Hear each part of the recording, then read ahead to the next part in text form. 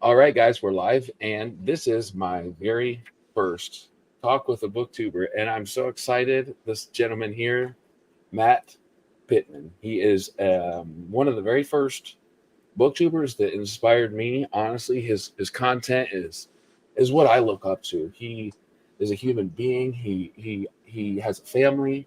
I really look up to what he's doing. He inspired me, and one of the reasons that I started my own channel. So, how are you doing, Matt? I'm doing well. I'm doing well. I'm glad to be here. I've been looking forward to doing something with you for a while now, and finally we're able to do it. Yes, sir. I'm so glad you agreed to it. So you had a good day so far. How was your day? It's been good. I was at the office for a little while this morning, and um, I picked up my kids just after lunch. And I'm a pastor, and so kind of a little different hours sometimes. But anyway, so I've had a good day. That's man, I love that because you know there's a personal aspect to this that I really enjoy. And wow, somebody taking the chance and the respect to tell somebody what they do, especially as personal as your religion and the fact that you're a pastor, dude, absolutely respect. That's one of the first things I knew about you. And that's awesome. I love that. And I just wanted people to know that I love that because, as a man with a family, there's certain things that I hold dear to my heart. And being a Christian man is one of those. So I feel like we relate in that area. So I'm so glad you That's said that. that's good. Yeah. So what inspired you to become a part of the booktube world? Well, one of my first videos I put on YouTube, I kind of talked about this a little bit. My my father was a literature teacher, English lit, and he always wanted me to be a reader, and I just was not a reader. I wasn't interested. I didn't want to have anything to do with that. And so, of course, being a pastor, I do a good bit of reading, but I really didn't read any fiction or anything like that. And I have some friends; they may be in the chat. I don't know. They told me they were going to be here. Uh, We've that got a little bit some of of a crowd here. Yeah, absolutely. If they said they'd be so, here, I think they are. yeah, some of them were really on me about kind of branching out a little bit and reading fiction, fantasy, and so I did. I read. Um, I'm trying to think of the Wing Feather Saga, the Chronicles of Prydain. I read those and I enjoyed them, but then I kind of stopped. I didn't read a lot more. Well, then about there he is, Ryan Reed. He's one of my good Yeah, buddies. if you didn't Any, see it, man, sorry to interrupt you. I just want to make sure that Mike Molman, one of the authors that sent me all three of his books to review first, I get to talk to him about his books very soon. Can't wait. But he said, yeah. I'm not sure whose hairstyle I like better, man. I don't know that our Well, hairstyles that much different, so we can just yeah. chalk it up to both of us, right? I I think think we I've go got to a. the same barber. I think I've got a wider head, so yours probably look better. Um, That's funny, so man. any But so anyway, I having that influence in my life, I tried to read a little bit more. But then last August, um, in August a year ago, I decided, my dad wanted me to be a reader. I'll probably never be as big of a reader as he was, but his favorite thing was the Lord of the Rings. He loved J.R.R. Tolkien, I've and so I never said, heard of it. I know it. He's a new guy. I think Indy or something like that. Anyway, so I decided I would read the Lord of the Rings. I had read The Hobbit. I don't know, about a year before that, I think, and I decided I would pick up the Lord of the Rings, and I read the Fellowship in a shorter time than I thought it would take me. And so then I read the Two Towers, and then I read The Return of the King, all in August. I also read my first Sanderson book. I think it was Elantris. Anyway, so I read all those books in August. And I said, this is pretty fun. I think I want to do it some more. And I talked to my friends some more about it. And they said, well, let's read Harry Potter together. You never read Harry Potter, so let's read Harry Potter. So I did that. And as I was doing all this reading, I began to look up things, and I found this thing called, well, Book Talk, because my wife likes TikTok, and so I found some people there.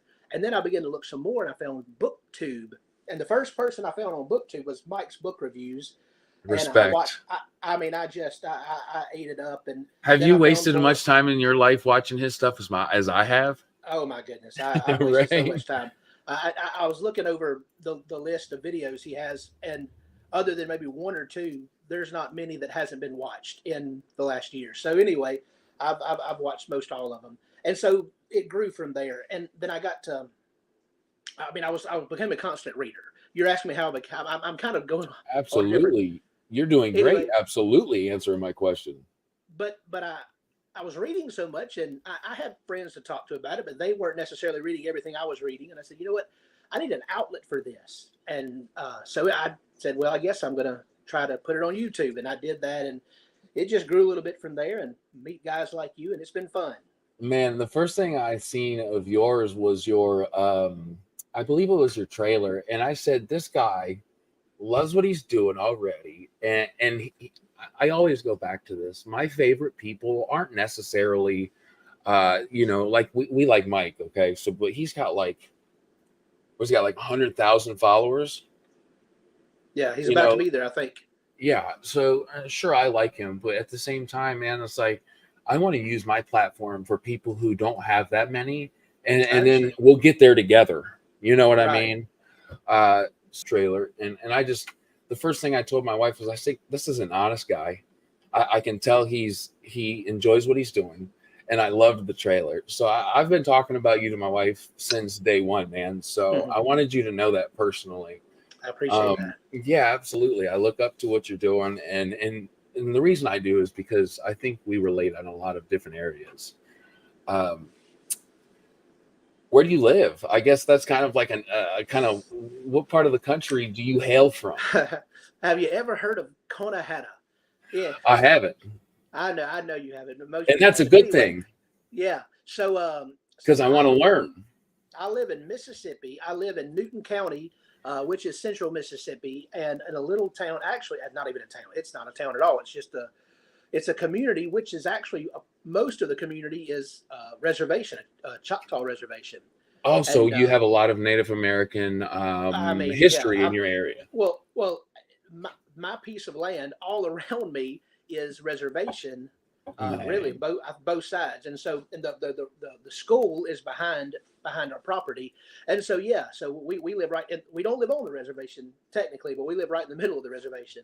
So anyway, yeah, this is where Newton County. Now, if you ask me where I live, I will tell you Mississippi. If you ask me where I'm from Louisiana. Go Tigers.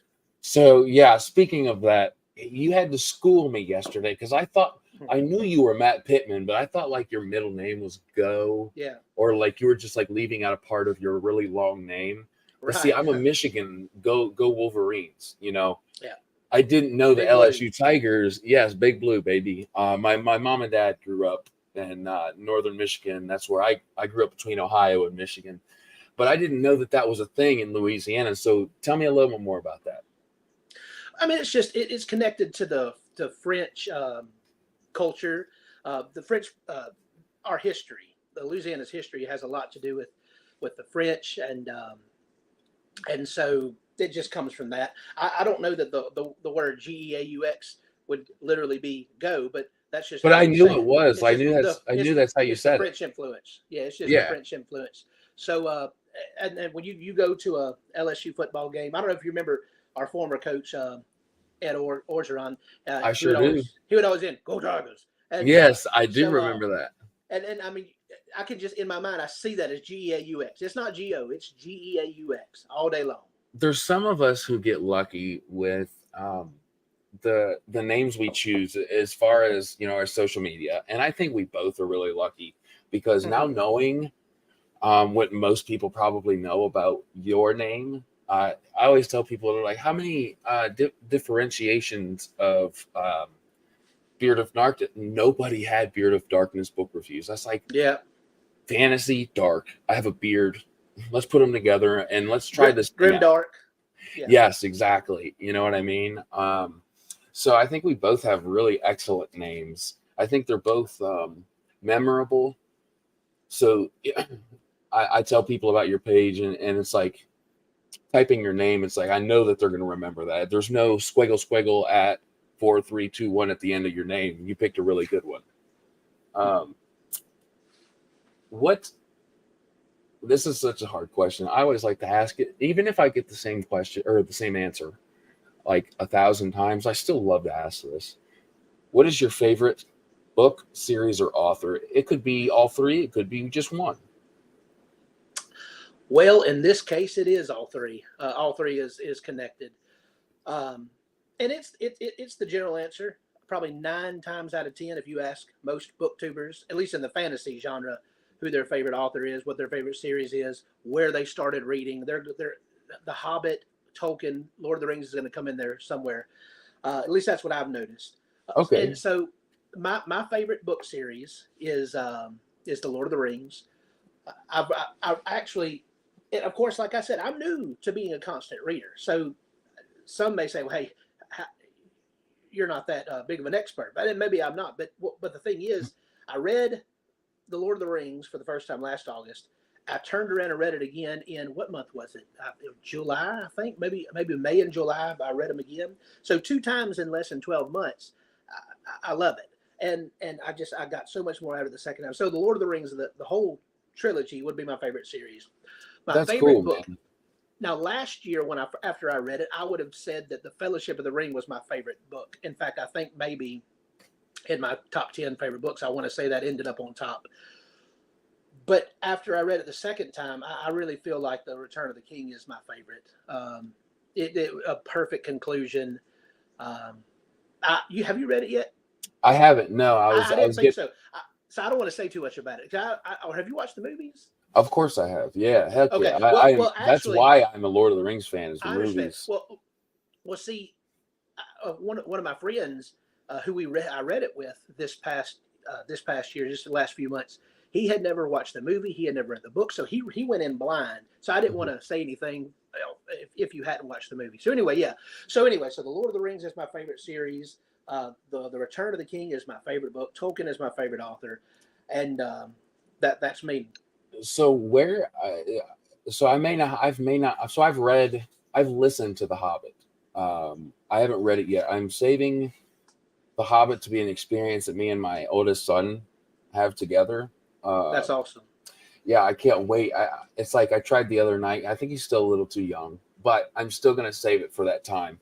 But what I do know about Tolkien is if there wasn't his maps, like if there wasn't his adventure as far as where he goes in his books to make that adaptation of a movie, gosh, where would we be as fantasy readers today? Yeah, the ultimate world builder. We talk about world building today. I mean, I don't know if it started with Tolkien, but he definitely put it on the map anyway. And honestly, that's why I think I'm saving it, because I want him to feel the same amount of love that I do when I read. You know, most of the fantasy series that I've read are modern, but I think I want to save that, like I said, for him, and maybe that will spark a whole new thing in me, and I hope it sparks something with him as well.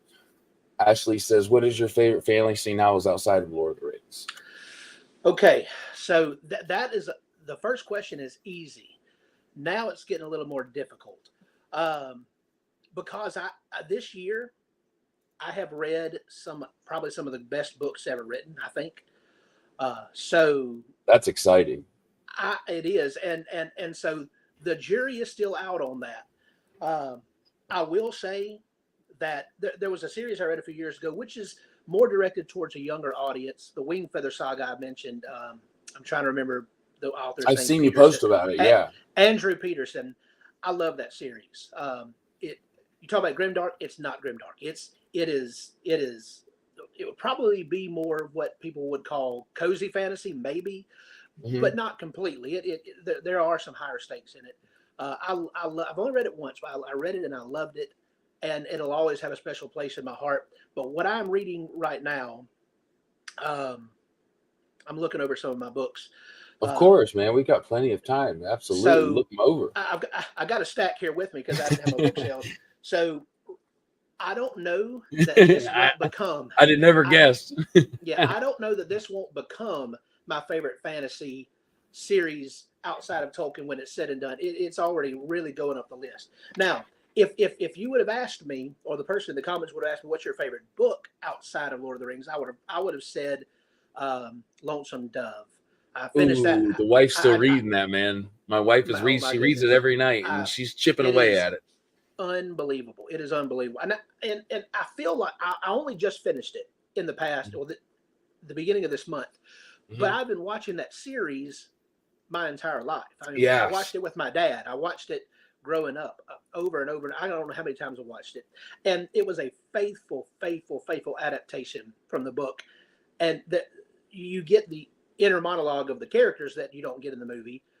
But I know that that's one of the best books I've ever read, maybe the best book I've ever read. So that's a I hope statement. I hope that helps a little bit on what my You favorite is. gave such a complete answer. I'm very impressed because, you know, I get a lot of the. I told Mr. Brian Wilson, he's actually in here. He said, "Great plan with the Hobbit, love it." I think he was speaking about how I plan to Yeah. read that to my son. Thank you, Brian. And then we have Ryan Reed. He said, "I read The Hobbit to my eldest son. Got the illustrated edition. Wow, that's a great idea. What better Yeah. than to keep your kids at a younger age interested in a book than an illustrated edition?" He loved it. He's now Right. 7, which is, I think, a really good age. Sometimes Oh I yeah. try to push the That's a good issue, age. and reading on his own everything he can get his hands on. Definitely recommend. Thank you, Ryan, for saying that.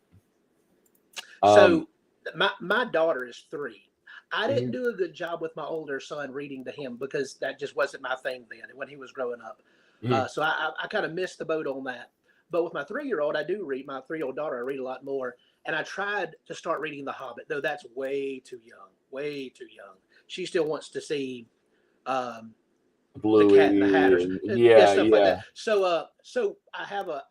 It's not the illustrated edition. It's just a book of Tolkien's art, Oh, yeah. but it has all the art from the Hobbit. And so what I did is I went through the story and I basically told her the story through the pictures, and she loved that. So I feel like little by little, I may have a good foundation started anyway. And that's so. I think that there's, man, to get your kids involved in something that there was something I lacked. I went through a very dark period in my life. Um, to kind of put it long story short, I lost my way, and then I got really sick. And what brought me back was literature. And I think that there's nothing wrong with getting your kids inspired at a young age, because Yeah, it's a never-ending stream of brilliant people creating brilliant um, segments of their imagination that they write down. You know what I mean? yeah, They'll never get bored, and it can yeah, only be for, my oldest son right now is really into YouTube, and um, he for the most part he sticks to the creative side of YouTube, but eventually it's just inevitable. There's a bad side of YouTube. There is. There's stuff that he shouldn't be seeing, yeah, and when he gets to the age where I can be more influencing with literature, when he can read, when I can sit down with him and say, "Hey, yeah, make your own version of what you're reading." That's really special, man. So I respect that. yeah, yeah. Um, so I know you're a family man. I always like to touch on this. I like to think that I am too. I've got 3 boys and I've got a girl that'll be here in October. You want to touch on that a little? Congratulations on that. Thank you so much, man. Um, how many? If you want to touch on it, let me know what your situation is. Yeah. Um, well, I am married. Love, love my wonderful supportive wife. In fact, the reason it looks as good in here as it does is because of her. Right. I had this light on above me, and it looked like I had a halo on my head. And she brought another lamp in here and turned that light. She got it all fixed up. So my wonderful wife, Courtney, That's awesome. and then I have 3 children. I have my oldest, which is 13, um, and then I have 10 years down the road, I have a 3-year-old and a little girl, and then I have a little boy that just turned 1 last week. Wow, that's beautiful, man. So you've got a thing going on. You're a family man. You're doing what inspires you. You're a pastor. You're a guy that likes to follow what is deeply important to you, and I respect that. Um, Thank you. are you like me when it comes to current reads? Are you how do I put this? Do you read one book at a time, or are you like me and I'm like going like 4 or 5 at a time? right now 4 or 5 at a time, but it's not always the same. So I think I'm a little bit. I don't know that I'm completely a mood reader, but I'm seeing some of those tendencies in me. So I had a really good month of reading this month. I read. I don't have it in front of me, but I had to go back and look. I read 4 or 5 different books, and now I'm reading some short stories. So after I read the books that I had planned to read this month, which I did double up on several of those. All of them were physical reads except for one, which I listened to. I have a Scribd app. I always get that name wrong, Scribd or Scribber or something like that. I know what And you mean. Yeah. it has audiobooks on it. So I listened to one book and I read about 4 others. And so all of those pretty much were read at the same time. But I may be getting away from the question. Anyway, but then sometimes, like when I was reading Lonesome Dove, that's all I read. I didn't read anything else. It's a chunker. It is, though. It wasn't. The reason I only read that is because I was so absorbed in it. I couldn't get away from it. So wow. I read about half of it, a little more than half of it, in a couple of weeks, and then I stopped and I started reading other books because the month was getting away from me and I was still only on one book. So I read some other books and then I came back and finished it. The last 350 or 400 pages, something like that. And I only read that during that time because it just sucked me in. So it depends. Sometimes I read one, sometimes I'm reading several. Yeah. Right now I am reading like 3 or 4, probably 5. I'm like halfway done with, I would say 4 or 5. But gosh, the really one that I'm sucked into right now is Pallets and Unbound by Jeffrey Spate. Have you heard of it? Yeah, I've heard of it. I didn't realize, because I grew up, like I said, similar to your story, I didn't read much. Didn't think it was for me. And that includes tabletop games like D&D. And before I forget, Bards and Books. I think you've heard of Bards and Books. I know you have. He's got great content. He's a very intelligent young man. There. Yeah, he says, hey guys, keep rocking. Thank you for stopping by Bards and Books. He talks about Malazan in such a way that keeps tempting me to read it. But anyway, that's when I'm intimidated to read. Me too. It's like I've started it 3 or 4 times. The reason I'm intimidated is because of the fans. Yeah.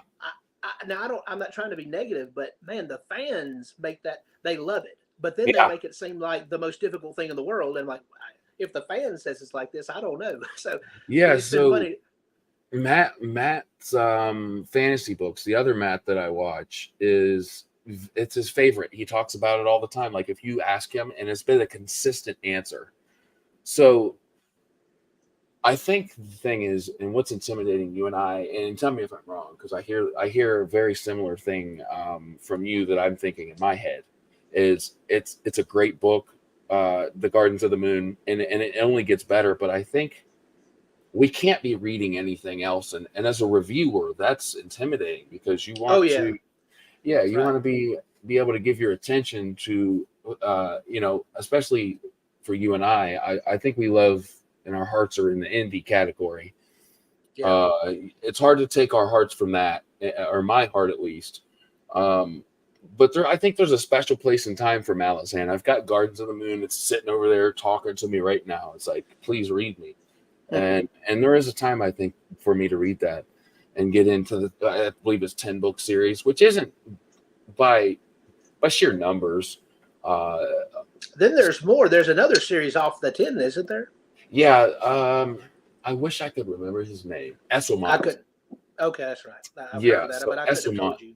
So him and Steven Erikson got together and were just like, let's make the most epic, badass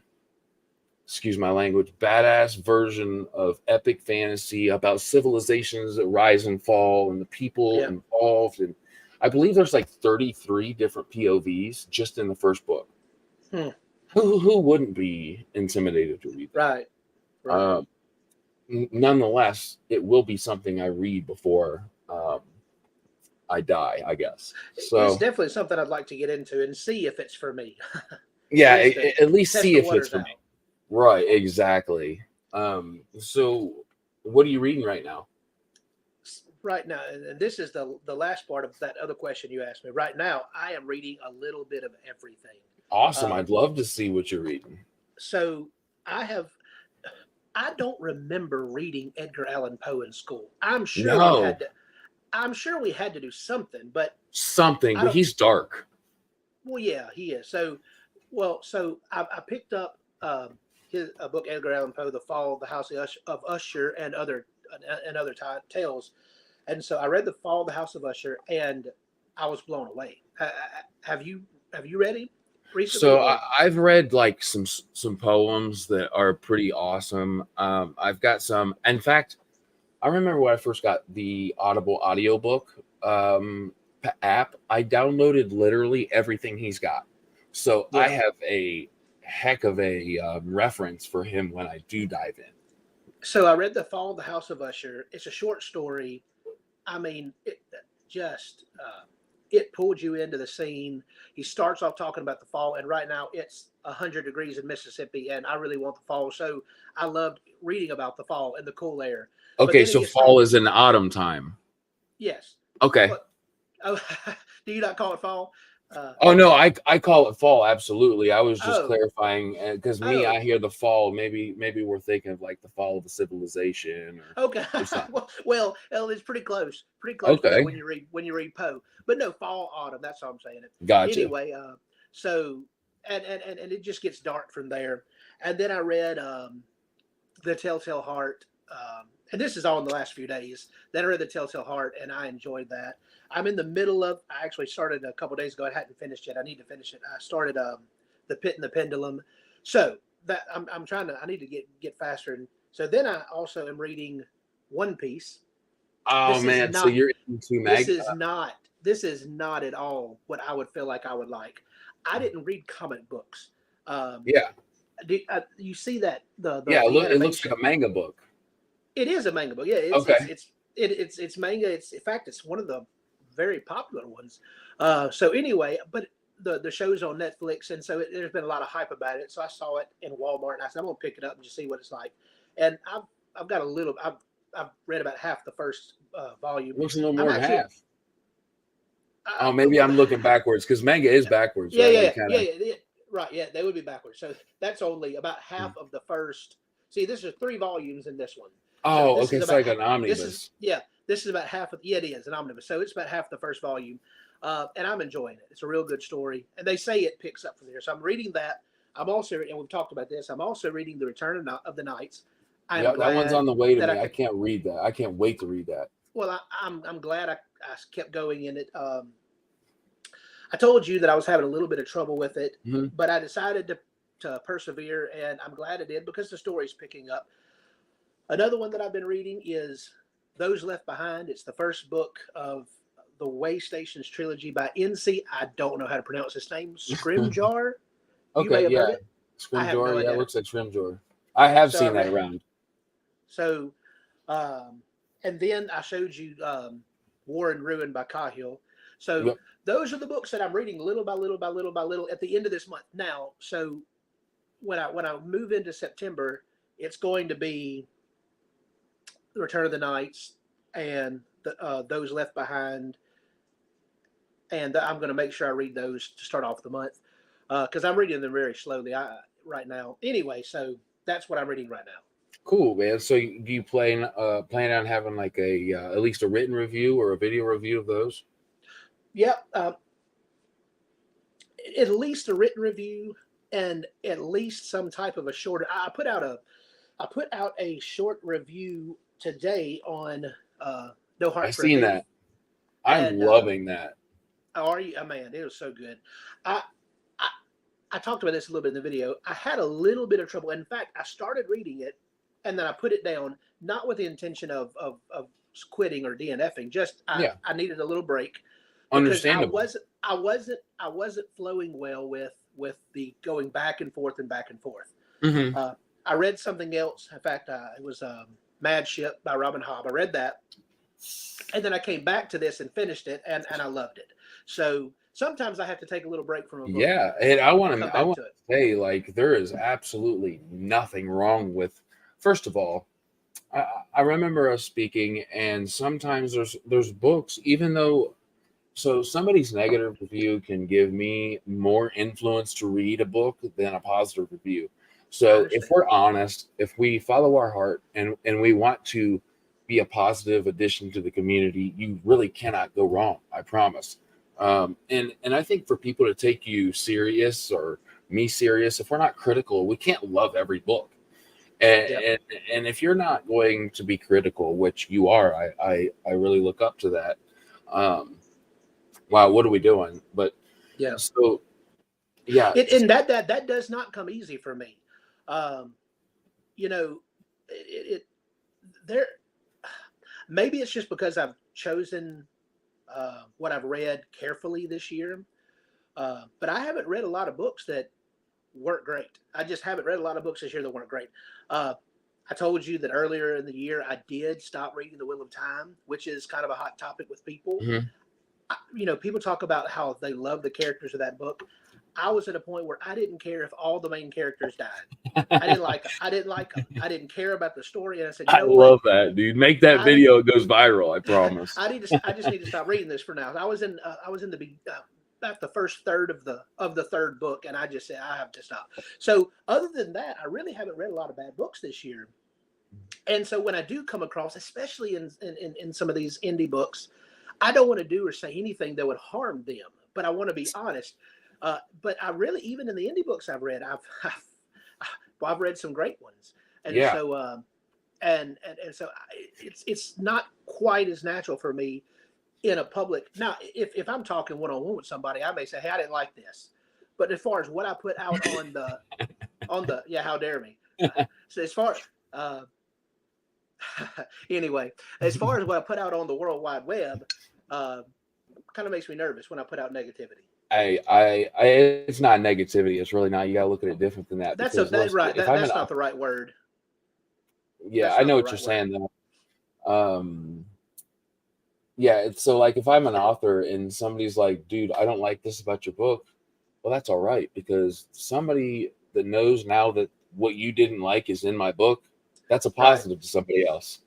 Yeah. So yeah, you can't go wrong. But I understand what you're saying. It's hard to be in a community, and this is one of the things I want to touch on.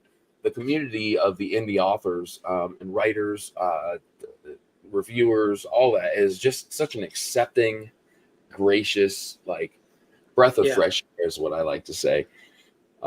It's hard to talk to an author and then they send you a book or you read a book on your Kindle and you don't like it. It's hard to say that because as a good Right. human, which that's I relate with that. You know, you're a good human. I can tell you are. It's hard to say something that may not spark with the author themselves, even if you love that author. Blah blah blah. So I get where you're coming from.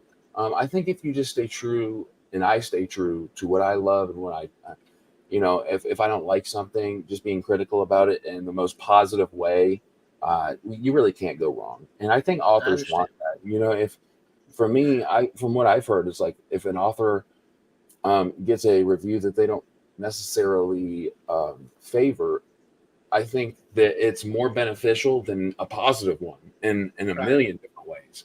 So I get what you're saying for sure. How have you taken the indie community? Is it just as refreshing to you as it is to me? Well, it is, and as I've already said, I don't want to keep repeating myself. I'm new to not just indie books. I'm new to Me all of too, man. these. Honestly, So so when I first started hearing about indie, my mind went to, and I'm just telling you before I read a single word from an indie book, my mind went to some really not good indie movies that I may have seen and think, yeah, well, does indie mean not good quality? And so right. at first I said, well, I don't know that I want to read that. And then of course, in being in this community, in the book community, I have heard so much praise for certain many indie authors and books. And so I said, you know what, I need to give something a try. And so the first one I read, I believe it was in January. It was Never Die by Rob J. Hayes. Oh, I hear great things. And it's going to remain one of the best books I've read this year. I hear the same, Um, man. look, listen, his and I need to go into some of his other series, but His Mortal Techniques, and I haven't read the third one yet. I've only read the first two, but it's outstanding. They're three standalone novels, all in the same universe, but it is. I don't know that it would be necessarily grimdark, though it's heading in that direction. Someone else may tell you differently. I don't know, but I didn't feel like it was too dark, though there was some aspects to it. But it really pulled me in, and so I read Rob J. Hayes. And then, of course, being in the book community and YouTube, Booktube, and all that, you don't get very far without hearing the name Philip Chase, Dr. Philip Chase, absolutely.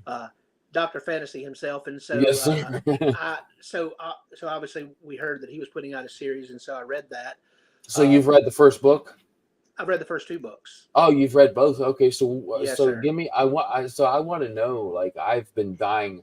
What I want to do is have him on the show. He's been traveling a lot lately, so he hasn't been able to come on, but when I do finally convince him to sit down and talk with me, I'm going to start his books. So what do you think, Ben? Man, and he actually reached out to me about maybe having him on Go Read Books, and I'm like, man, that'd awesome. be great.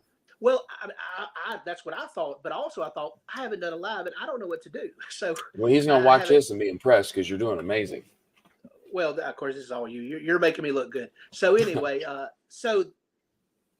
don't want to say anything that would be spoilery about the books, but a lot of religious conflict, which, of course, a lot of fantasy that we read has religious. You know that by the cover. Come on, yeah, you know that by the cover. Right. I wish I had the book in here with me, but they're the stained glass. But the religion. Now I don't know that he would say this. This was just me reading the book and something I got out of it. It seemed like a different take on the Crusades. Somewhat. Okay. It seemed somewhat like that because there's the dominant religion, or what was the religion, and then there's this newer religion coming in, and they're conquering the known world, and they're doing away with the pagans, basically. Yeah. And they have the one true God, Edan. And so anyway, a lot of similarities. There was even a chapter in there that was not exactly like our Christian communion, though you could tell he was borrowing heavily from that, as this whole chapter was basically on them just on a congregation taking communion. That sounds so good, dude. I was fascinated. There was a bit of a twist in it that is absolutely wouldn't be even connected with Christianity. Of course, none of it is, but it was very interesting. And so you have a young man has a tragedy at home, leaves home. I mean, I'm basically telling you every classic fantasy that ever happened. Leaves home, finds friends, and goes on a journey. So that's what happens with Dayraven. I love a journey. You can tell it. If people talk about the Lord of the Rings, that being a walking book, they're walking everywhere. Well, that's what this is. This is a walking book. They're traveling, they're walking. It just got bumped even higher on my TBR.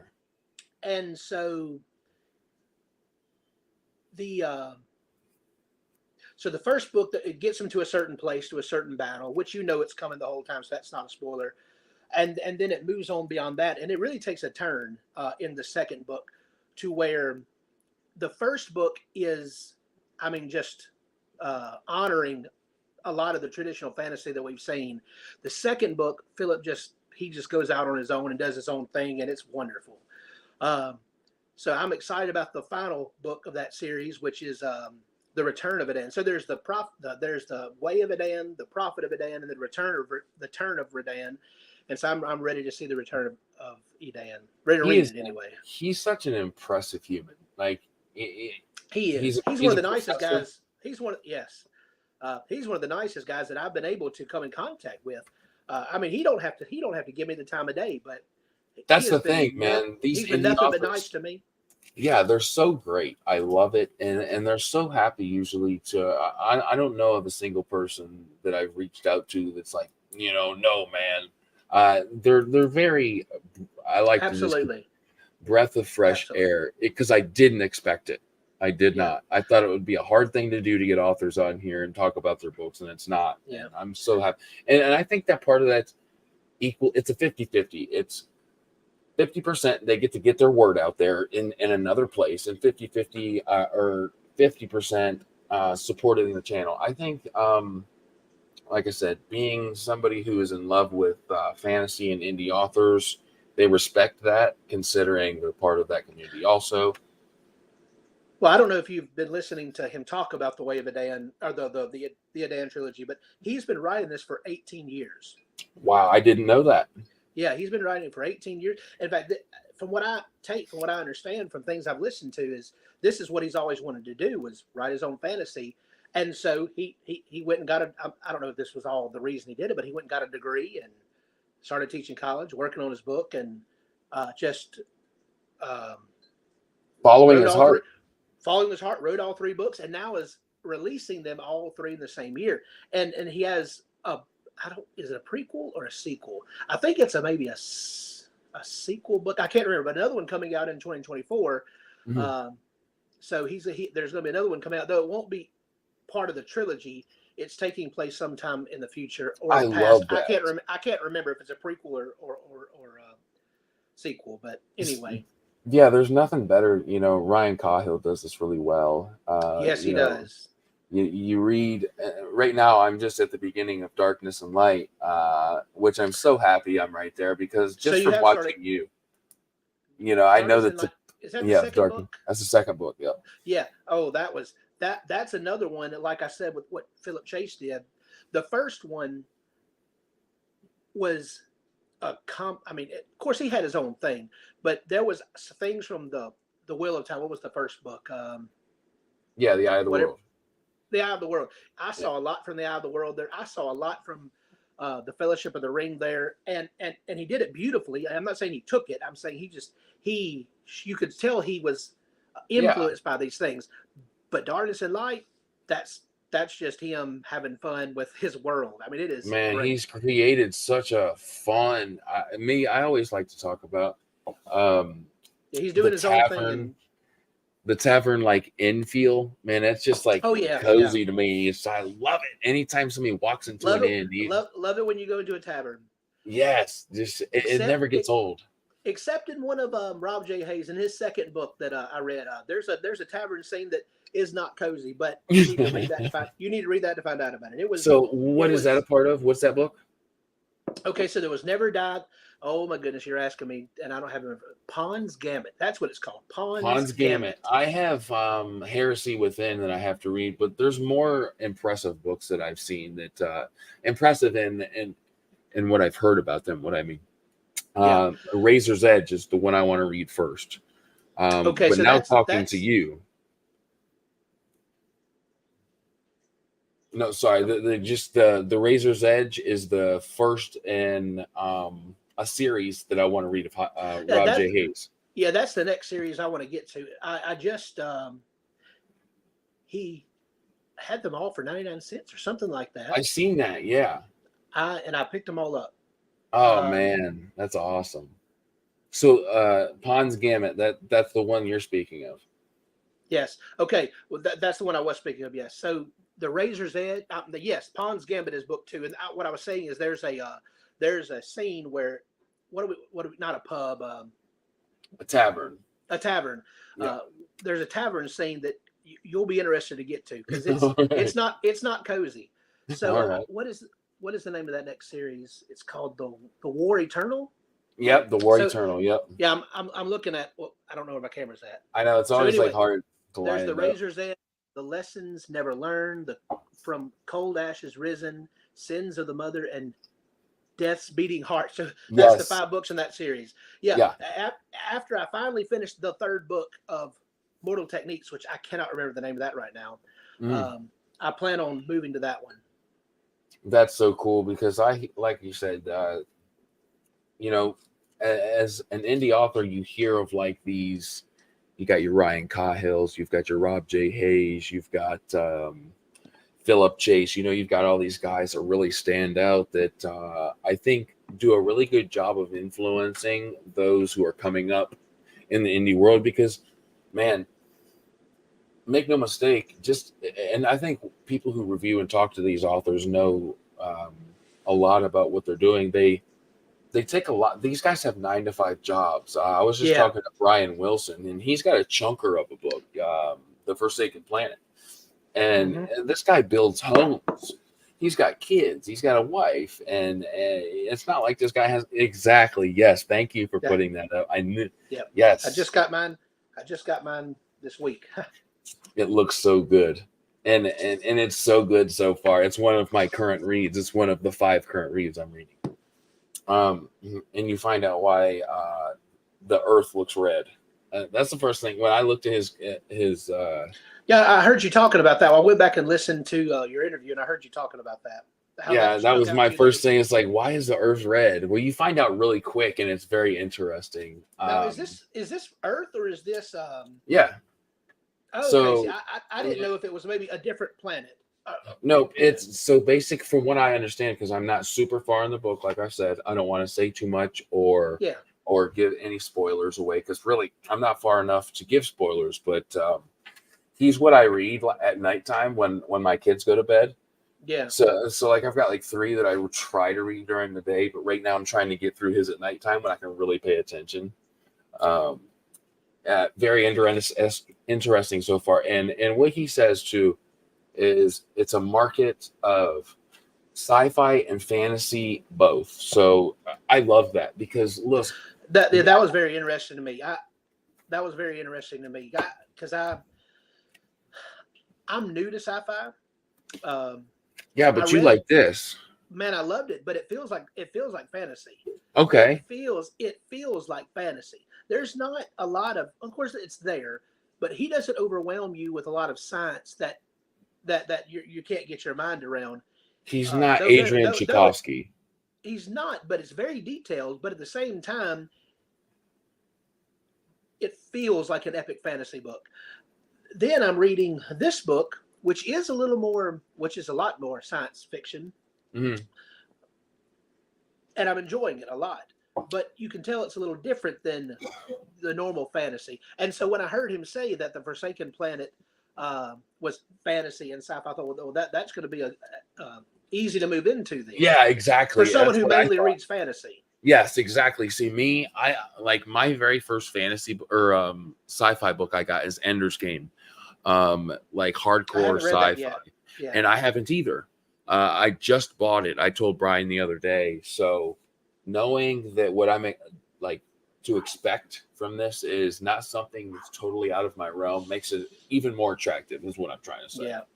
I tell you what's big on my list. Now, this isn't indie, but something that I want to read, which I know it's sci-fi, but it may be sci-fi and fantasy as well, is Dune. Okay, yeah, I've heard a lot about it. Everybody talks about Dune. I actually I bought it towards the end of last year. And when I buy a book, I'm going to read the first chapter when I get home, just because. Just like me, man. That's just generally what I do. And so I read it. I ended up reading the first several chapters, but then I stopped and I moved on to other books. And I've been wanting to get back to it ever since then. That's big on my list of wanting to read, as well as, now I'm not going to remember the name. There's another really famous older sci-fi book that it's not coming to my mind right now. I have it on my shelf and I can't remember the name of it. I don't know. I know what you mean. The cover is this machine-looking thing, looking man looking over a cliff into the sea. You don't know what I'm talking about, do you? Is it Hyperion? That's the one. That's another one. Damn, I'm good. So yeah, I was just joking, by the way. I'm not a pompous person. The only reason I knew that is because you don't have to apologize for that. You could be pompous all you want. The only reason I knew that is because I literally just looked at that cover, dude. Like I would say 2 days. Cover. It is, because you see this metal guy, right? And he's got like stuff poking out from him, and he's overlooking this beautiful like sunset. It's and not only that, everybody talks about that. Everybody talks about it. That's when people talk about. So when we talk about fantasy, our mind goes back to Lord of the Rings and those things. When people talk about sci-fi, they go back to Dune and they go back to Hyperion. And so I want to see what that's about. Dune is one that Mike at Mike's Book Reviews has really influenced me to pick up, because from what I understand, it's like his favorite of all time. And from what I Yeah, also understand, it just depends on, based on, like, he read it during a section of his life where it really meant more yeah, to him, right. which is so important, man. The personal aspect to reading and relating to authors and what we're doing right now. Ah, man, I love. There's just no words to explain it, because I really just love it. I love the fact that people can translate and speak through books, and we don't really have to say much. I think it takes even more courage to say stuff about it. But if we both like the same thing, that says a lot about us as individuals, man. And gosh, I really love to talk about it. This is my favorite Yeah, thing, just yeah, speaking about stuff we love. So, um, you got kitties and dogs. I can hear them. That's awesome. yeah. I wish I could have dogs Barking and outside the cats. door, barking outside the window. I think. Man, I think that if I was to say, "Hey, babe, let's go get a dog," she'd probably kick me. She's about to give birth, so she's like not Well, interested, right?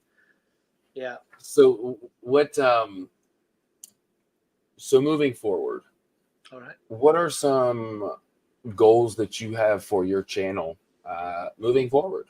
Simple as that. Out of all of the questions that I read over that we were going to possibly talk about, that is the Hmm. one that don't I don't have much of a mindset on.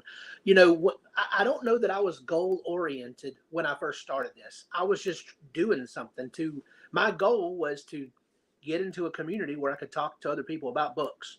That's Uh, it. as far, never did I have a notion. I mean, that was like joining Facebook so I could talk to old friends, or joining Yeah. Twitter so I could keep up on on current events and what's going on. I didn't have a plan to grow it. I didn't have a plan to to. Um, I was just trying to be a part of something, trying to be a part of a community. I would love to grow more. I would love to reach more people. Um, but more than gaining subs and more than things like that, I want to do more of this. This is my goal. I want to meet people. I want to talk about books. I want to uh, just have a good time with people who love the type books I love, and I want to learn more about the type books other people love. That's really my goal. And if I gain a lot more subs by doing that, that's great. And if I Man, I don't, love that, because listen, you know, I'm going to talk a little bit about my goals. I get my immediate goals, like you said, exposure. I really like the indie part of this community. I love having authors on here, and from this interview, man, I've had a blast, dude. I have too, and I appreciate Talking, it. absolutely, I appreciate you, and talking to people who have similar love affiliations. You know, we both love books, so it's like an endless conversation that we could have.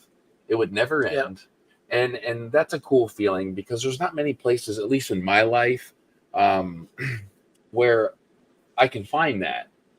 The internet is something that's very cool, and I love that. So interviews, getting these hardworking 9 to 5 people with ambitions to also write and provide for their families and follow their hearts and their morals and values. That's my goal. And like you said, if that comes with a bunch of subscriptions, that would be so cool. yeah. Uh, but that's my goals. So I think I've covered a lot of what I wanted to ask you. Is there anything on your mind that we haven't covered that you want to go over? Um, what are some? So we've talked about what we have read, what we are Hmm. reading. What is next on the agenda for you as far as books go? What are you? I know we talked a little bit about other books we would like to read, but what is For the sure. immediate? What's your immediate next reads? My There. next, Hey, yes, go ahead, go ahead. yeah, Let me let me tell you that is okay. I forgot that person who asked me the question. Mhm. That person who asked me the question, what's my favorite right now? My mind was going a million directions. Pierce Brown, Red Rising books. That is, it took me by storm, really. I read the first book. I read Red Rising. And Mike had said, don't judge the series by the first book. I did hear him say that. If you're gonna, don't quit the series unless you read the first and second book. So I read the first book, and I wasn't wanting to quit. I wasn't wanting to quit, but it was good. There was a lot of good things in the first book, but it was just a good book to me. That's all. I mean, there was some great things in it, but I wouldn't have considered one of the best books I've read. Right. And then I read Golden Sun, and I realized what he was doing in the first book that I didn't realize he was doing it when I read it. Okay, so you kind of caught up with where his mind was going. Well, and then I read Morningstar, and then I read Iron Gold, and then I read Dark Age, and then I read Lightbringer, and now Red Rising is a lot better book to me than it was when I first read it. Man, because I'm pumped. I realized the genius of what Pierce Brown was doing in that book that you had no idea. He was setting up foundations for things that would happen 2-3 books later, 4 books later. And it was just, I mean, that takes somebody so intelligent, man. It just does. And he was so young when he first wrote it. He was so young, which I know it's not uncommon for that type of thing to happen. For that person was young when they wrote that masterpiece or created that art that was great. I know that's not uncommon, or unheard of. Right. But it's there. It's there with Red Rising. Those books were just. That was. Was it Father's? I think that was my Father's Day gift from my wife. Was the hardbacks of all the books. And so she got you all of the hardbacks of that. Man, that's such a good gift. My profile picture. That's what that of is. Course it is. I said that to my wife. I said, look at this book over here. And I said, look at his profile picture that I put on a thumbnail or whatever. I said, this has to be important to him. Oh, yeah. And so I wasn't even thinking about Red Rising when she asked that question. Had I been thinking about Red Rising, I would have said the Red Rising books. It's one of those questions that's like so open-ended. And you have so many books flying through your mind right now. You do. And so many of them really make an impact right here in the heart. Yeah. It's hard to pick, man. So I definitely get that. Yeah. And that's not to minimize, I think I said Cahill's book. That's not to minimize those at all. No. They're wonderful. But I am definitely, I don't like to use this word, I'm definitely a fanboy of, I like to use that word because listen, I know exactly what you mean by that. If Joe Abercrombie ever asked me for an interview, I will be a fanboy. I understand what you're saying. Yeah. Are you a fan of his, by the way? I've never read anything he's written. Oh, okay. So I told you I'm new to grimdark. Me too. The only true grimdark, you can consider some of Rob J. Hayes' grimdark. But the only true grimdark I've read so far that I would be Mike Shackle, The Last War. What I hear about Mike Shackle's book, because I haven't started it yet, is he is a dark individual. If I'm to quote Mike exactly, I want to interview Mike Shackle to find out what went wrong in his life to write what he wrote. So you'll really think that when you read of some of the things that happened. So Joe Abercrombie, I want to make sure I cover this because he, especially in the indie realm, as I like to say, we're in, man, The Blade itself is his very first book. Yeah. He sent that to the publisher and they said, hell yeah, that's it. So, but I also want to let you know, they call him Lord Grimdark. And I think that he does deserve that. And Timothy Wolf, absolutely, it doesn't matter. Man, I'm glad you're here. Thank you for dropping in. I've also got him on my TBR. I'm going to do a Platinum Tinted Darkness. He sent me the hardcover and the softcover. They're beautiful. There's that's awesome. Yeah, there's a unboxing I did from Silverstone Books, which is a indie how do I put it? They specialize in sending indie books, and wow, they do a good. It's like the Broken Binding. Like they Hold are on, what's that again? Silverstone Books. Silverstone. I've heard of that. I need to. Mhm. When I got it, I was so impressed with their packaging, how they Yeah. just really put their books. I don't know how to explain it. They wrap their books well. They include bookmarks. Of course, it's just beautiful.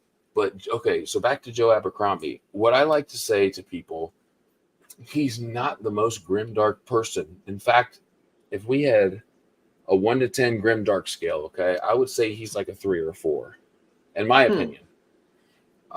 Don't expect something that's going to be hard to read. It's not. But what he does is he takes characters and he makes them so incredibly well that when you read their dialogue, you have no question who you're reading. And I have to stop because this is absolutely Matt's Fantasy Books reviews. I hate to make it personal, but bearded bald guys named Matt is just a bad combination. Sorry to be rude. Hey, that's okay, man. I'm proud to have a bald head. Thanks for stopping by, Matt.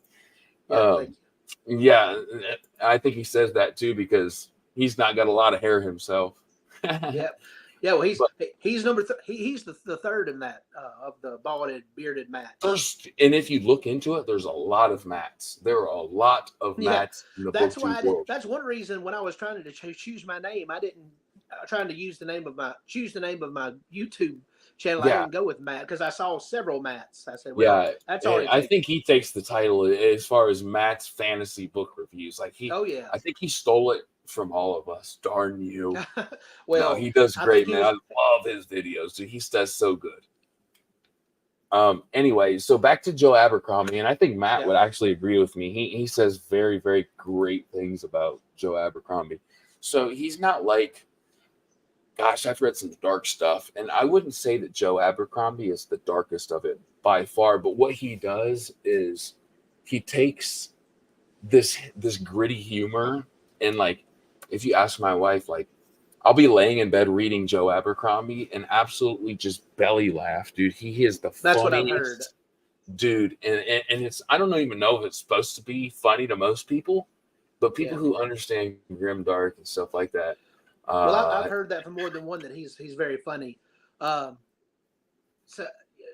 I'm sorry, I interrupted you about, but yeah, absolutely not. Yeah, so Matt says, hard agree. He's not super grimdark, and he himself even claims he doesn't write grimdark. Yeah, I think he almost kind of resents the name. But he does deserve it. He does. His humor is like absolutely grimdark, and it's like you got to be a little twisted to laugh at the shit that he talks about. Yeah. So when I think of grimdark, I was speaking to you the other day about a book that I'm reading right now by an indie author, Mars Everson, I believe his name. Yes, yes, I've been talking to him. Thralls of a wicked cover. Yeah. Oh, it is. Well, okay. When I read Mike Shackle's books, terrible things happening, unmentionable things happening to the characters in those books. But there was always a little bit of hope. There was always a little bit of, hope or the thought of something good may happen and we need to fight for it, fight to keep the good. There's none of that right so far in this book. None of it. Right now, it is just, it is a bleak world. It's a bleak atmosphere. The main POV is a villain, I guess you would say. And it's just that nobody has any hope, and so that's why I've told you it's one of the grimmiest, darkest things I've read so far. And again, you're speaking of what book? Of Thralls of a Tyrant God. Yeah, I wanted to remind everybody just because I kind of lost it myself. But go ahead. Sorry, my bad. Yeah, so it's just there's just no hope right now. Now, for your hardcore grimdark fans, I'm sure they would eat it up. Yeah, he's doing exactly what he needs to do. He's doing exactly what he set out to do. But it is some depressing stuff. And so the thing is like, if go ahead, my bad. I'm sorry. No, it just, I think I mentioned this the other day to you that I feel like this may be the deep end of grimdark. At least is that for that aspect that there's just it's no hope, no good in the world. Now Yeah. he may introduce It's a that later. dystopian world. Like, it's like if you exist in this world, you're miserable. And I feel that's so right. important. If you call a book grimdark, it has to be a world in which existing is just difficult. Right. And so I haven't. I love Tolkien enough that I want a little bit of hope in my story.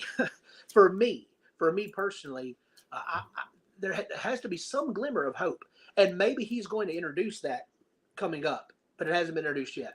So I wanted to get back a couple comments. Timothy Wolf, like I said, he's an author, indie author. He's got the Platinum Tainted Darkness. This is his second book. If you see his icon there, I don't remember the name of the book. Forgive me, Timothy. I'm so sorry. He thinks that, and I've heard this because he did his indie spotlight video with me, which, gosh, I am so proud of that. Anybody who added to my video, I'm so happy for you. He loves.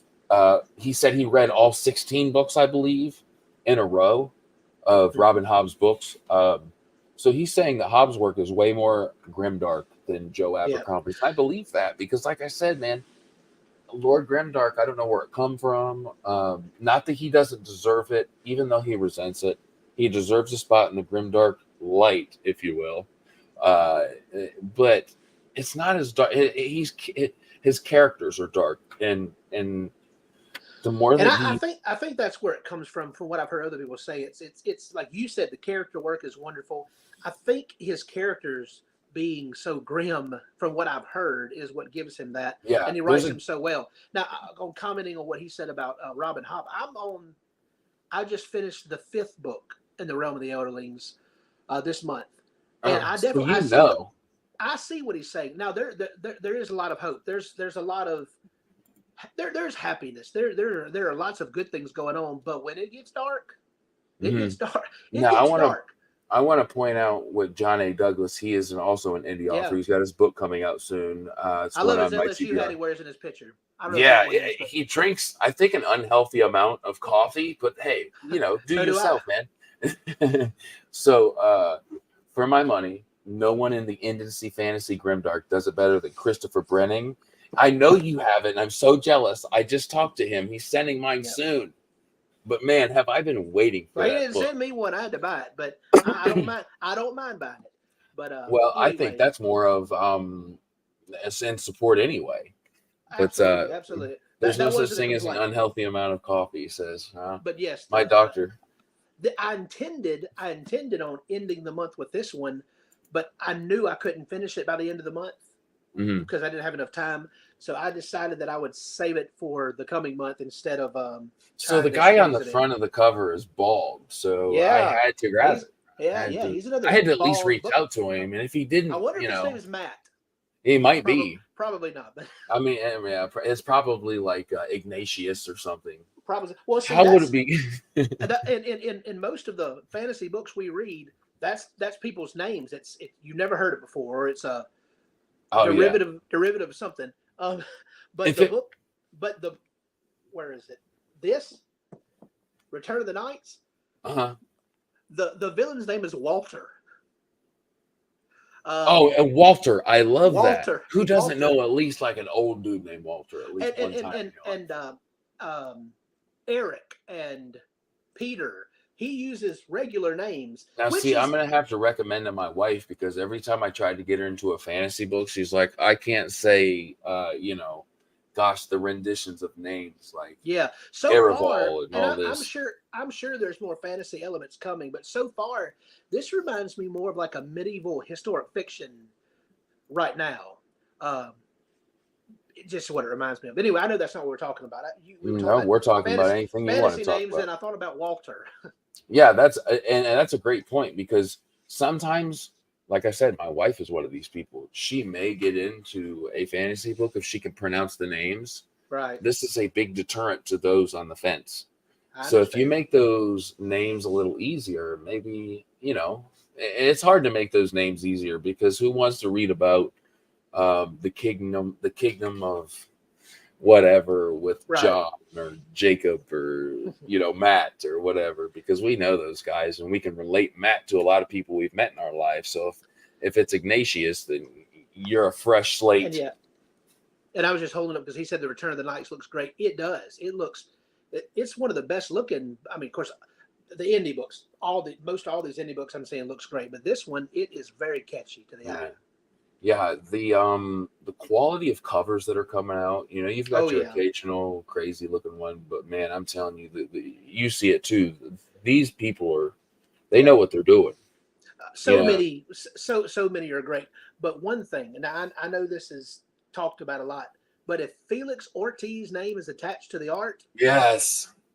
I mean, hey, send me the book, take my money. I want it just so I could put it on my bookshelf, because Felix Ortiz, I mean, is it this Felix Ortiz? Is it? I'm not sure. I think it is. So I sent him a message. I could be wrong about that. I sent Felix Ortiz a message the other day because something I really want to. I know we're talking about goals as the original reason we're at where we're at. I've got interview with an author. I've got talking with a booktuber, and how I would love to have speaking with an illustrator, because you know what? I think they're looking over. So I sent him a message. We'll see where it goes. I hope he's watching this so he knows how bad I want to interview Mr. Felix Ortiz. But how cool would that be, right? Well, and that would definitely be different and bringing something different too, because I haven't seen that. No, I haven't either. Well, except for Tori from Tori Talks, Tori. Okay. I think she has interviewed one. I should know her name. It's left my mind. But anyway, other than that, I haven't seen anybody interview artists. So that would be very interesting. I would want to watch it. So Timothy Wolf says he did Panacea, right? I'm not exactly familiar with that book, so I don't know what he's referencing. Are you familiar with that? I'm not sure, but I can look it up. Sorry, Timothy. We'll have to look that up and get back to you, brother. I feel bad, but I don't know, because I've heard of the book. I just don't know. Here we go. Look it up. I'd love to know. We've got time. Absolutely. It says he has a giant minotaur on the cover. Okay, I have seen this book actually. It wouldn't surprise me. It looks like. Let's see. Let's see it on the screen. Can you bring it up? Yes, I have seen that. Alex Robbins. Okay, man, my TBR will never get that. It wouldn't surprise me if I don't know where you could find that where it says who did it, but so it looks like it could be. Yeah, usually what you do is you kind of at least where I look, it's like where the copyrights are. So just for which is a gentleman I'm going to interview soon. He writes a Clive Barker-esque horror, Mr. Joseph Saleh. I'm not exactly sure how to pronounce it. He lives in the UK. This is the Claw of Craving. So let's just see. So it says similar to cover art by Keelan Patrick Burke. So yeah, right there on the copyright page. All right, we'll say it. That's the No Heart for a Thief. It is Felix. Yeah, Ortiz. check that out. Has it in there? Yes, it is Felix Ortiz. I thought it was. What a legend in the indie fantasy. Oh my goodness! And with now I'm interested. Is Brittings? Maybe not. I don't know. I don't see it on here. But anyway, I didn't see it on the page. Oh, is that Christopher Brennings? Yeah, because I'm not sure who did his. All I know is it looks pretty awesome. It does look awesome. Anyway, but so much of what Felix Ortiz is doing, and I've never seen Felix Ortiz, so I even on his Twitter page, it doesn't have a picture of him. He needs to release his face. Right, but what I was going to say is I wouldn't know if I was looking at him, but man, his art. I've just about got where I can tell. Hey, I think that may be Felix Ortiz, and usually I'm right because he's got a style. Distinctive. Oh my Okay, goodness. so look right here. Brenning's cover was done by J. Caleb Designs. Okay. All right. I know that John A. Douglas is a huge fan of Brenning's. I do know that, so he would know. I'm glad he come on and told us. Yeah. Agreed. And Matthew, he has to be talking about both of us. Agreed. And Matthew's a really good dude. But so this is another one. Matthew Zorick, author of Bastards of Liberty. I hate to say it, and I feel bad, but I don't know that book. And gosh, I have. can't believe I did. I've heard of it. I feel like I know what the cover looks like in my mind. I've heard. I know I've seen it floating around. So simplistic yet stylish. I do like simple, but then I like Michael Whalen too, like the old school OG, paint to canvas. You know, who started? He paved the way. So yes, I have seen that. Yes, I have. Man, that is such a cool cover. I have to write that down. Well, hey, Matt, I have an app. Go ahead. It's hard to believe we've been talking for an hour and 15 minutes. It doesn't feel like it. It really doesn't. This has been one of my absolute favorite conversations because, I mean, we have the same love, man. So I really want to thank you for spending your night with me, man. Thank you, family, for letting me borrow you. And until next time, because there will be a number 2. So well, I appreciate as long as you're good with it. Oh yeah, I have enjoyed this, and I've wanted to do something like this ever since I've been in the community. But it just, as far as me initiating, it just hasn't happened. But I'm glad you started it anyway. Yes, sir. And we'll plan ahead and we'll do this again. And anybody that's kind of interacted with us, gosh, that's really the heart and soul of keeping that conversation going. So Brian Rushing, he said, we thoroughly enjoyed it. Thank you, Brian. I really appreciate it. Hey, it's another one of my friends who's in my personal group that we reread a lot together. That's so cool, man. Look at that, showing the support. That is so cool. Yeah, another pastor friend of mine. That's awesome. Thank you, Brian, for being here. And really, until next time, guys, stay creative, stay inspired, and we'll see you next time, guys. Yep. Thank you. Thank you, Matt. Thank you so much. I have enjoyed this so much. Me too, buddy. Thank you so much.